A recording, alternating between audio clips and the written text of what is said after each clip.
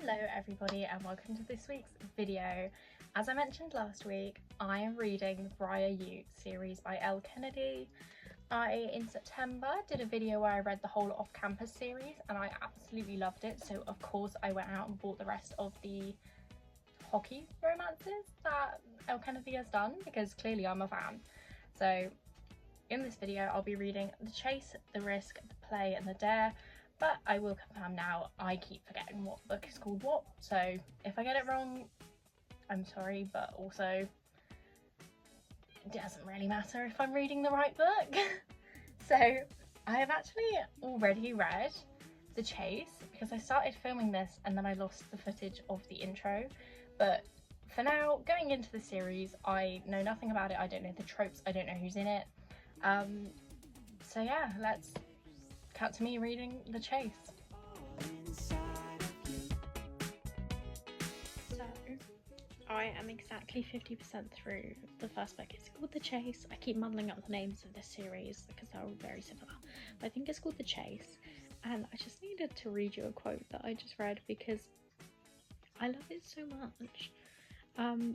So, this is from Fitz's perspective. And it says, "She has the kind of smile that makes a man want to start writing very bad poetry, dazzling and genuine, and as beautiful as the rest of her." I just thought that is adorable, so safe to say I'm enjoying this. So I will check back in when I finish it. So as I mentioned, I have already finished this as of the time I'm filming the intro, so hence the same outfit. But I did finish this and I really enjoyed it. So the tropes for this one is not really best friend's little sister, but a friend's little sister. They end up being roommates. Obviously it's a hockey romance. And it's sort of like, not a dislike to love, but they're like hiding their feelings for each other and like suppressing them. They don't want it to be a known thing that they like each other, so they're just refusing to admit. So as much as I enjoyed this, it does have a lot of miscommunication because neither of them want to admit their feelings, and it just gets quite repetitive and annoying throughout the book. So I did end up giving this a 4.25 because I really enjoyed it. I can't think which book in the off-campus series that I enjoyed the most, but this is definitely like up there, even like within my ranking of that series. So yeah, I really enjoyed this. If there wasn't so much miscommunication, I would probably have enjoyed it way more. But you know, 4.25 is still a really good rating, and I am gonna crack on with book 2, The Risk. I just want you out of here.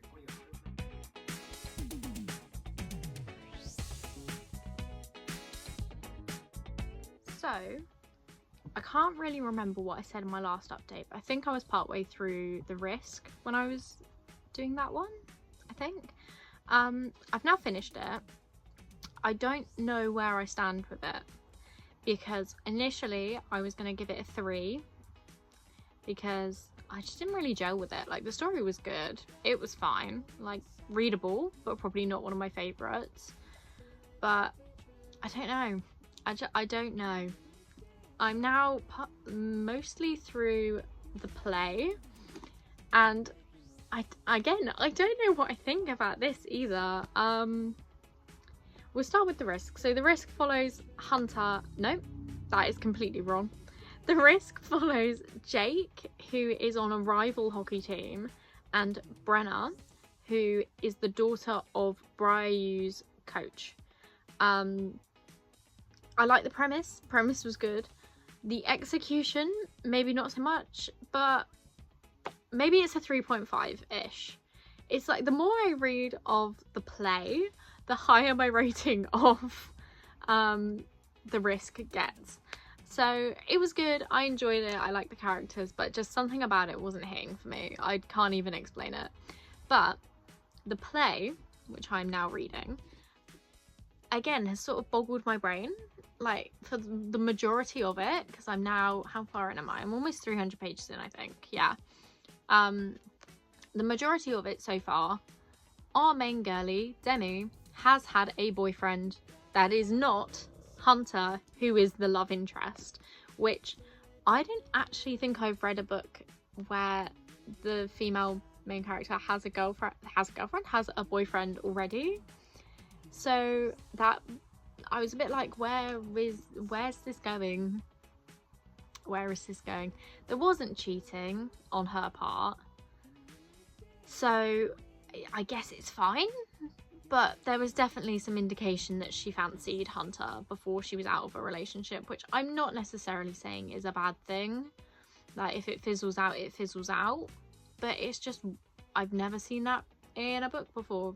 I've heard people talk about it and they say they don't like it, but I've not had my own opinion of it, so I don't really know where I sit with that. With the second curveball that Miss L. Kennedy has thrown, being that Hunter has taken a vow of celibacy with himself. Just of his own accord, he's decided not to have sex at all until the hockey season is over, so he can focus on being a good coach to the team, which is good. I agree with his logic there. I think that is something that is probably benefiting him, you know, have a clearer mind, better mindset towards hockey and everything like that. It's definitely a healthier way of dealing with his emotions, like going out and just sleeping around. Probably not the best thing for him to be doing. But yeah, it just made for a really interesting dynamic, because you definitely, like, I feel like this isn't shown in a lot of the rest of the series, and obviously the off-campus series as well, is these people aren't friends already. Like, they become friends or immediately start hooking up. That's how it goes. So it's nice to get that switch up of Hunter and Demi becoming friends first and actually having like a solid friendship built in the first half of this book. So maybe I do enjoy this more than Risk. I don't know. This is going to be really hard. In my off-campus series one, I like knew exactly like where I was ranking all the books, but this one I'm like, not a clue. So yeah, I don't know. I don't know my opinion. I don't know where I sit. So I'm going to finish this. I have about 150-ish pages left of this, and hopefully that clears up my opinion. I mean, I'm not enjoying it. I like it. It's good, but I don't know. Like, this one I felt a bit more like, don't know, I guess because I upload on Fridays, so I've got a deadline to meet with reading these books, so it felt more like homework and not like something I'd picked up off my own accord. But now I'm in the thick of it and I'm like, no, I do want to keep reading this for my own enjoyment, not just because it's a video. So maybe this could hit a 4-star. I mean, at the moment it's about a 3.5, so maybe it will hit a 4-star. Hopefully it does. I don't like reading books and not rating them 4-star or higher, but that's a me problem. So let's finish the play and I'll get back to you on what I think.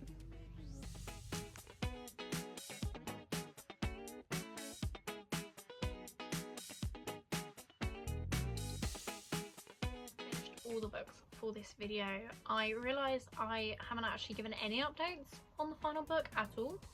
So I'm sorry about that, but I've been busy, you know, got work. I had a few appointments that I had to go to, so just couldn't find time for it. I was just in a bit of a slump. This series put me in a slump, unfortunately. So I'll just go through all of them in the order I read them, obviously, and it'll be a nice little surprise at the end, like, oh, what did she think of the final book? So that's how we're doing this. Book 1 is The Chase. This is about Summer and Colin, or Fitzy as he's called, and this arguably best one in the series. We started on a high and just declined. Sorry, L. Kennedy, but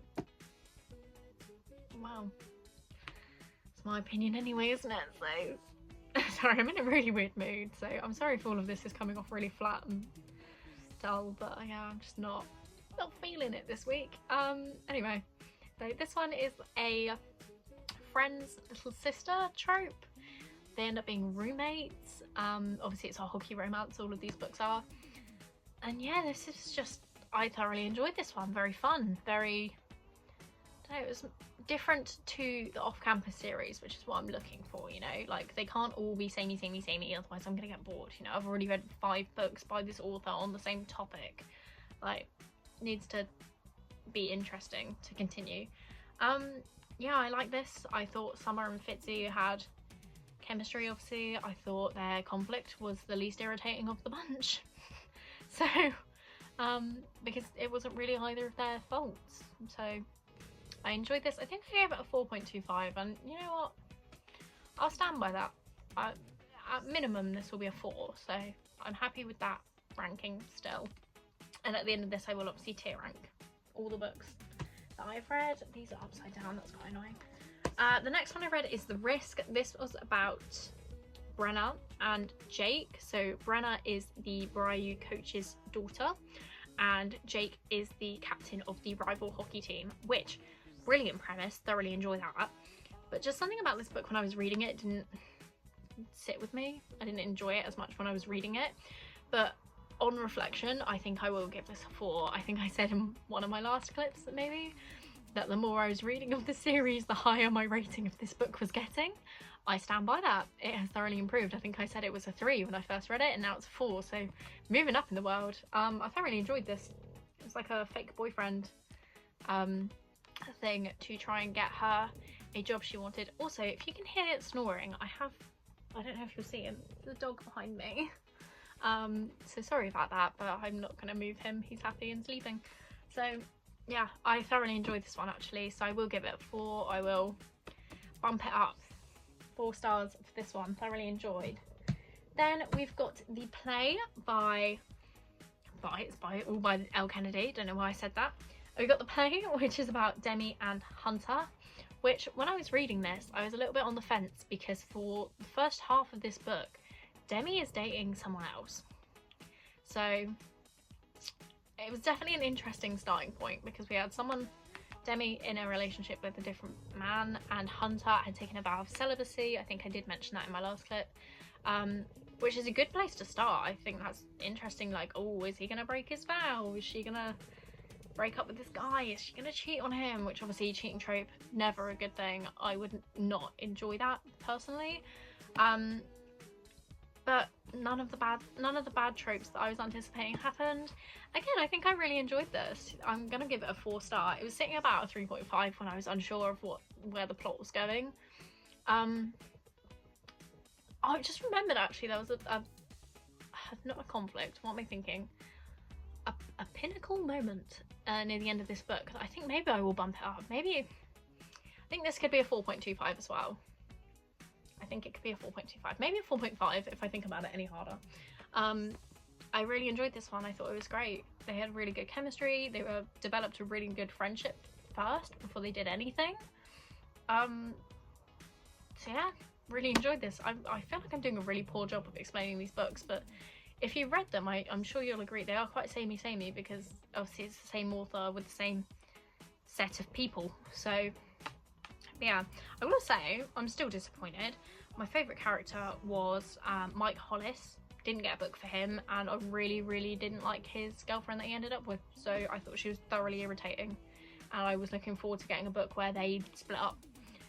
But we didn't get that. So in fact, I don't think he was even mentioned at all in the final book, so that upset me. I really liked him. He makes me think of the 5 Seconds of Summer song, Girls Talk Girls. That's what the whole hockey team gives me the vibes of, is 5 Seconds of Summer, Girls Talk Girls. So if you heard that song and read the series, hopefully you agree with me. Yeah, so I really enjoyed this one. And then finally, I read The Dare, which is about Connor and Taylor, who are by far my least favourite couple I think I've maybe ever read about. Oh, that's tough to say actually, because I read nothing like the movies, and arguably I did really dislike Liz and Wes after I read that. Don't know, they're definitely one of my least favourites. I did not enjoy them as people. The premise though, my bookmark is still in it. I promise I did finish it. I was reading it on Kindle, so I just put the bookmark in for fun to like see how far through the book I am.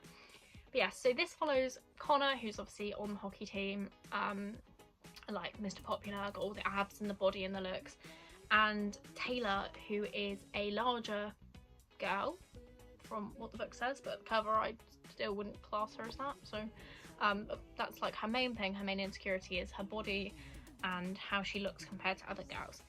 And she's in a sorority, and like the very stereotypical bitchy sorority girls are causing her some grief, and they dare her to go up to Connor because he's the fittest guy in the room and get him to go upstairs with her and get it on.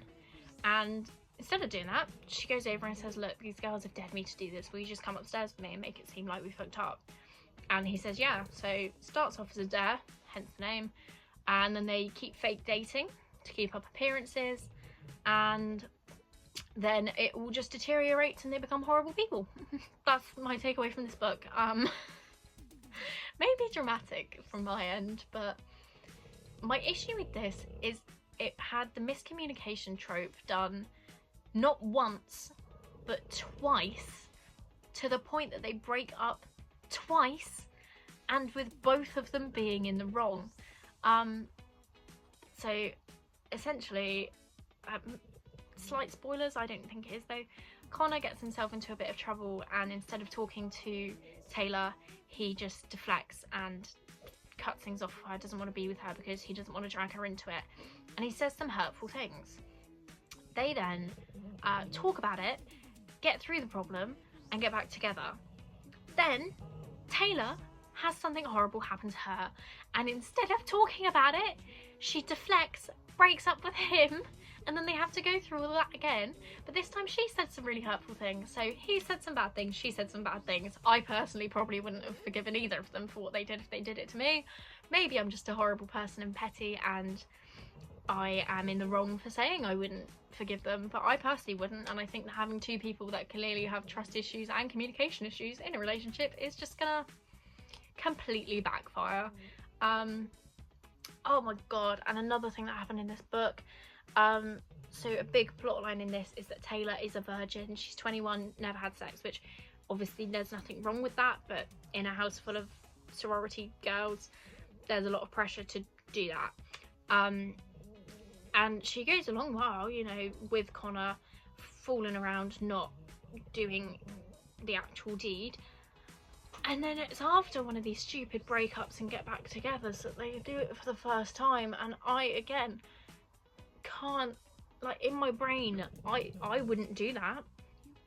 You know, I wouldn't want my first time to be with someone that's just said that I'm horrible and he wouldn't want to date me, and has then come up and spoiled an event I was at. I wouldn't want that to be the case.